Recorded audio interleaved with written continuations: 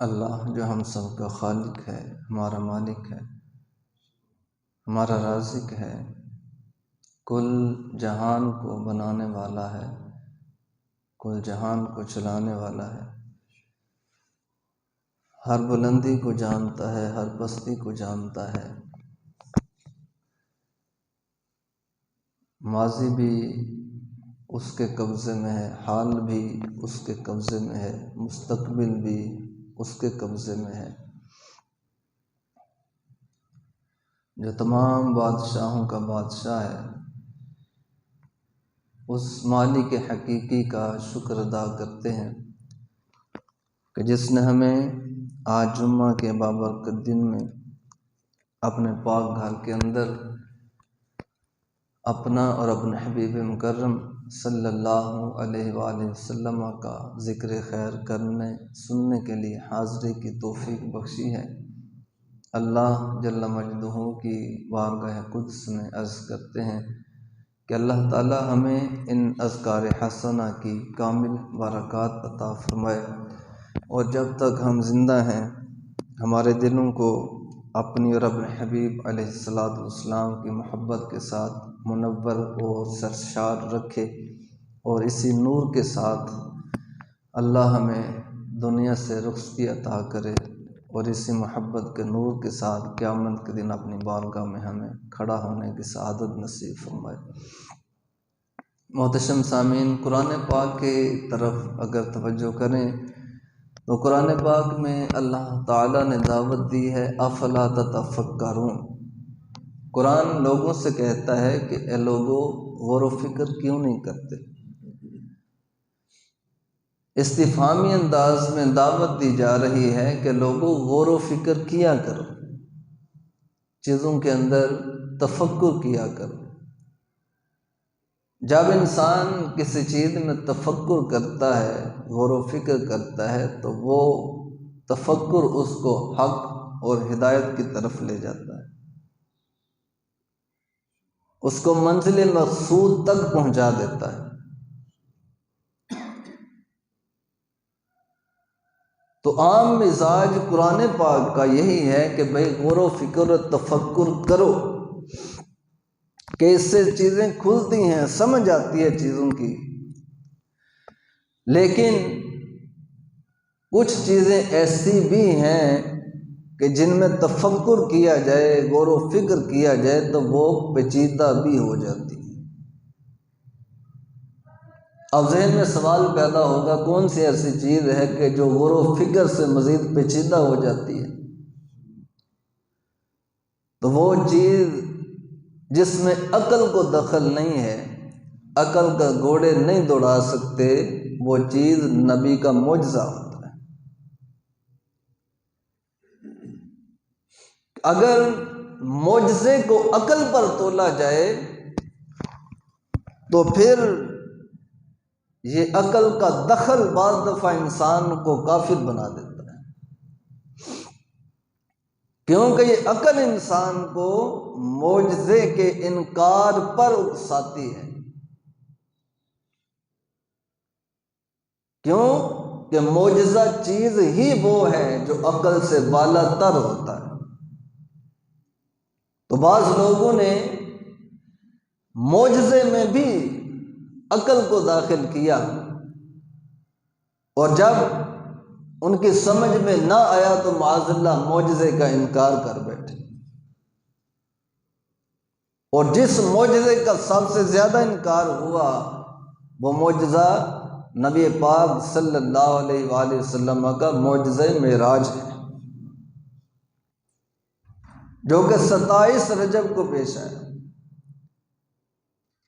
سب سے زیادہ انکار اس معجزے کا ہوا،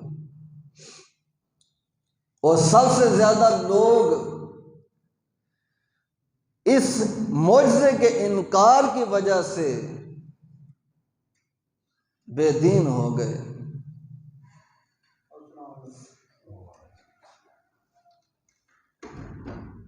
اللہ فرماتا ہے کہ ہم نے لوگوں کی آزمائش کے لیے یہ معجزہ اے حبیب آپ کو عطا کیا ہے۔ تو یہ سلسلہ اس معجزے کے انکار کا آج تک چلتا آ رہا ہے۔ بہت سے لوگ ہیں جو ابھی بھی اس معجزے کو شک کی نگاہ سے دیکھتے ہیں، جبکہ حافظ ابن کثیر رحمۃ اللہ علیہ وہ لکھتے ہیں کہ جتنے ایمان والے ہیں سب نے معجزہ معراج کو مانا ہے، کوئی منکر نہیں ہوا۔ انکار اسی نے کیا ہے جو ملحد اور بے دین تھا۔ بے دینوں نے انکار کیا، جو ایمان والے ہیں اس کے ذہن کے اندر تو انکار کا خیال تک نہیں آ سکتا۔ تو 27 رجب کو اللہ نے آزمایا اپنے بندوں کو، اپنے حبیب علیہ السلام کو معجزہ معراج عطا فرما کے۔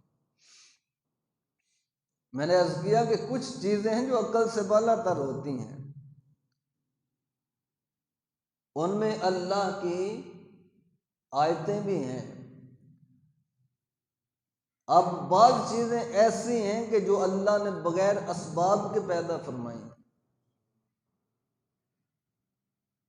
اگر ان کے اندر اسباب ڈھونڈنے لگیں تو پھر عقل وہاں جواب دے جاتی ہے۔ آج تک کے انسانوں کا مشاہدہ یہ ہے کہ کوئی بھی شخص بغیر ماں اور باپ کے پیدا نہیں ہو سکتا۔ پوری دنیا کی سائنس طاقت لگا لے، ماں اور باپ کے بغیر انسان کی تخلیق نہیں ہو سکتی، لیکن اللہ تعالیٰ نے حضرت آدم علیہ السلام کو بغیر ماں اور باپ کے تخلیق فرمایا۔ اب یہاں اگر عقل کے گھوڑے دوڑائیں تو عقل جواب دے جاتی ہے، تو پھر بندہ منکر ہو جائے کہ بھائی یہ بات تو سمجھ نہیں آتی، لہذا اللہ کی قدرت کا منکر ہو جائے، معاذ اللہ۔ نہیں، فرمایا یہاں عقل کو پیچھے رکھ، صرف ایک بات تمہارے ذہن میں ہونی چاہیے، ان اللہ علی کل شیء قدیر، تمہارا رب ہر چیز پر قادر ہے۔ اس چیز کو دل میں جگہ دو گے تو پھر عقل کے گھوڑے دوڑانے کی تجھے ضرورت نہیں پڑے گی۔ حضرت عیسیٰ علیہ السلام کو اللہ نے بغیر باپ کے پیدا فرمایا۔ اگر عقل سے سوچیں تو پھر یہ بھی ناممکن ہے، لیکن یہ اللہ کی قدرت ہے۔ تو وہ چیزیں جو بغیر اسباب کے اللہ صرف اور صرف اپنی قدرت سے ظاہر فرماتا ہے ان کو آیت کہا جاتا ہے، اور جو چیز خلاف عادت نبی سے سرزد ہوتی ہے اسے معجزہ کہا جاتا ہے۔ اور یہ سلسلہ صرف نبی تک رکا نہیں ہے، بلکہ قیامت تک چلتا رہے گا، اور جو قیامت تک چلے گا اس کو کرامت کہا جاتا ہے۔ وہ اللہ کے نیک بندوں سے ایسے معاملات سرزد ہوتے ہیں کہ جو عقل سے بالا تر ہوتے ہیں، سمجھ سے باہر ہوتے ہیں، لیکن ان کا انکار کرنے والا بھی مومن نہیں رہتا۔ کرامت کو قرآن پاک نے بیان کیا ہے۔ حضرت مریم رضی اللہ عنہ کی کرامت کو قرآن نے بیان کیا، اصحاب کہف کی کرامت کو قرآن پاک نے بیان کیا۔ تو کوئی آیت کا انکار کرے مومن نہیں رہتا، معجزے کا انکار کرے مومن نہیں رہتا، کرامت کا انکار کرے مومن نہیں رہتا۔ تو میں عرض کر رہا تھا کہ بہت سے لوگوں نے معجزہ معراج کا انکار کیا، اور جنہوں نے مانا ان کے اندر بھی مختلف طبقات ہیں۔ ہمارا نظریہ یہ ہے کہ اللہ تعالیٰ نے اپنے پیارے حبیب علیہ السلام کو جو سفر معراج کروایا ہے، یہ سفر اللہ نے آپ کو روح اور جسم دونوں کے ساتھ کروایا۔ اور دوسرا ہمارا نظریہ یہ ہے کہ آقا علیہ الصلوۃ والسلام کا یہ سفر عالم بیداری میں ہوا ہے۔ اب ان دونوں نظریات کے خلاف بھی نظریات پائے جاتے ہیں، اور ہمارے مسلمانوں کے اندر بعض لوگ کہتے ہیں جناب معجزہ معراج تو ملا ہے، آپ نے سفر تو کیا لیکن عالم بیداری میں نہیں بلکہ خواب کے اندر آپ نے سفر معراج کیا۔ اور بعض اس طرح غافل ہوئے کہ انہوں نے کہا سفر معراج تو ہوا ہے لیکن آپ کے جسم کو نہیں ہوا بلکہ آپ کی روح نے یہ سفر کیا ہے۔ تو ہمارا نظریہ ان دونوں سے ہٹ کر ہے، بلکہ یوں کہیں کہ اہل محبت کا نظریہ یہ ہے کہ آقا علیہ الصلوۃ والسلام نے سفر عالم بیداری میں کیا اور روح اور جسم دونوں کے ساتھ کیا ہے۔ اب ان کے نظریات کے علماء نے جوابات بھی دیے، جنہوں نے کہا کہ جناب سفر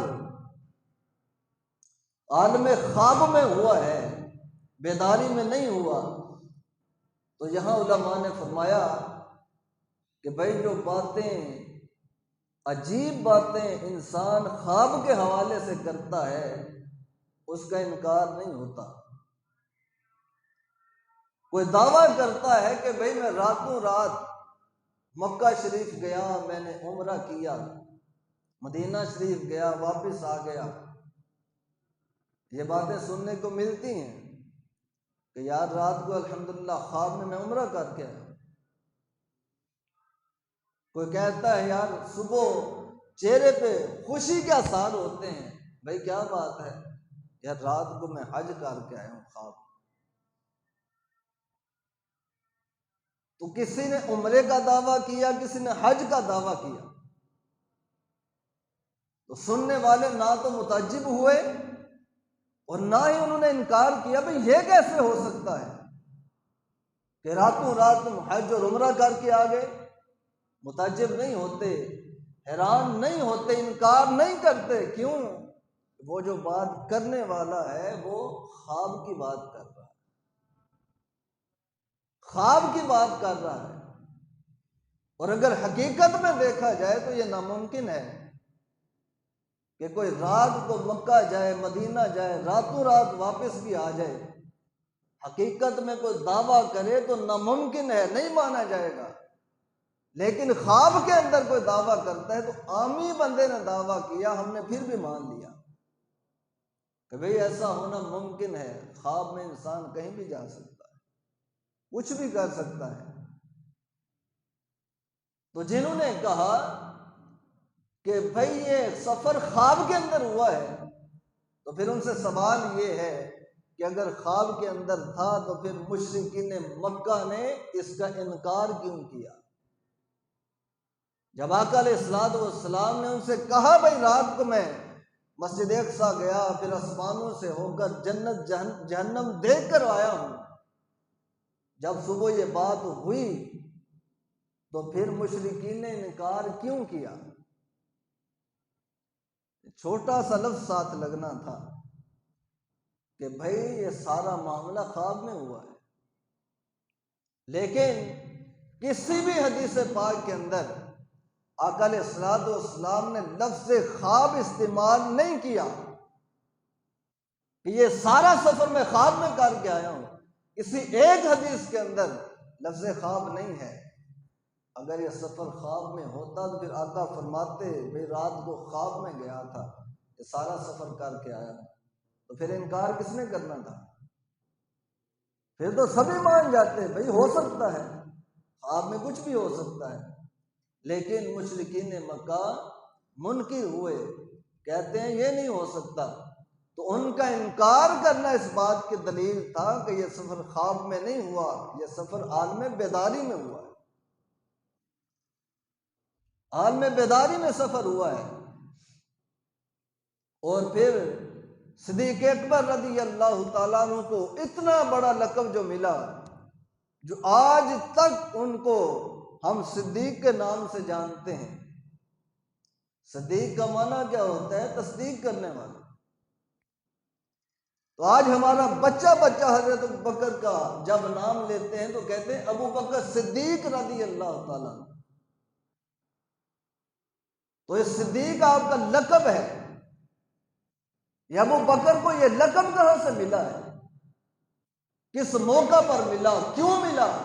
آخر کس بات کی تصدیق کی تو حضور نے صدیق کہہ دیا؟ ابو بکر نے اپنی حیات میں آقا علیہ الصلوۃ والسلام کے بہت سے معجزات کو مانا، بہت سی باتوں کی تصدیق کی ہے، لیکن کسی موقع پر صدیق کا لقب نہیں ملا۔ حضور نے صدیق کب کہا؟ جبریل امین علیہ السلام نے آپ کو صدیق کب کہا؟ اس وقت کہا کہ جب ابو بکر نے معجزہ معراج کی تصدیق کی، جب مشرکین اور ابو جہل نے کہا کہ ابو بکر اب بتا، آج تک محمد کی تصدیق کرتا رہا ہے تو، لیکن آج تو دعویٰ اس نے ایسا کر دیا ہے جو عقل سے بالا تر ہے، جو سمجھ میں آ ہی نہیں سکتا۔ بھئی بتاؤ کیا دعویٰ کیا ہے؟ تو کہنے لگے، وہ کہتے ہیں جی میں راتوں رات مسجد حرام سے مسجد اقصیٰ گیا ہوں، وہاں سے ساتواں آسمان بھی گھوم کر آیا ہوں، اللہ کی جنت بھی میں نے دیکھی ہے، جہنم میں بھی جان کر دیکھا ہے، جہنمیوں کا حال بھی میں نے دیکھا ہے، تو راتوں رات میں واپس بھی آ گیا ہوں۔ یہ سارے دعوے کر رہا ہے۔ ابو بکر صدیق رضی اللہ تعالیٰ عنہ ابھی تک صدیق نہیں کہلائے تھے۔ تو جب یہ باتیں سنی تو ابو جہل سے کہا، ابو جہل کیسے ہو سکتا ہے کہ وہ ہستی تمہارے سامنے جھوٹ بولے کہ جنہوں نے اس وقت بھی کبھی جھوٹ نہیں بولا تھا، جب تک ابھی نبوت کا دعویٰ بھی نہیں کیا تھا۔ انہوں نے 40 سال تمہارے اندر گزارے ہیں اور 40 سال تک تم ہی تو ان کو صادق کہتے رہے ہو، تم ہی تو کہتے تھے کہ بھئی ہر کوئی جھوٹ بول سکتا ہے، محمد جھوٹ نہیں بول سکتا۔ اس وقت تو دعویٰ نبوت بھی نہیں کیا تھا، اس وقت تو سچا مانتے تھے، آج کون سی بات نے تمہیں منکر کر دیا ہے؟ آج جب وہ دعویٰ نبوت کر چکے ہیں تو آج کیسے جھوٹ بول سکتے ہیں؟ ابو بکر آج بھی ان کی تصدیق کرتا ہے، ابو بکر اس بات کی بھی تصدیق کرتا ہے۔ تو جب معجزہ معراج کی تصدیق حضرت ابو بکر نے کی تو پھر اللہ نے صدیق کا لقب عطا کیا۔ یہ سب سے بڑا سچا بھی ہے اور سب سے بڑھ کر میرے حبیب کی تصدیق کرنے والا ہے۔ تو یہ لقب اس معجزے کی تصدیق پہ ملا ہے حضرت ابو بکر کو۔ اگر یہ خواب کا معاملہ تھا تو پھر مشرکین انکار بھی نہ کرتے اور ابو بکر کی اس تصدیق پر اللہ اتنا بڑا لقب بھی عطا نہ کرتا۔ تو آقا علیہ الصلوۃ والسلام کو معجزہ معراج عالم بیداری میں ہوا ہے، عالم خواب میں نہیں ہوا۔ اور دوسرا یہ نظریہ پایا جاتا ہے کہ بھئی سفر معراج تو ہوا ہے لیکن آقا علیہ الصلوۃ والسلام کی روح کو سفر کروایا گیا، جسم کو نہیں۔ کوئی ثابت کرے کہ شب معراج آقا علیہ الصلوۃ والسلام کا جسم مبارک مکہ میں تھا، حضرت ام ہانی کے گھر میں تھا، مسجد حرام کے صحن میں تھا، کوئی ثابت نہیں کر سکتا۔ تو جب جسم مبارک نہیں تھا تو اس کا مطلب یہ ہے کہ پھر آپ کا سفر روح اور جسم دونوں کے ساتھ ہوا ہے۔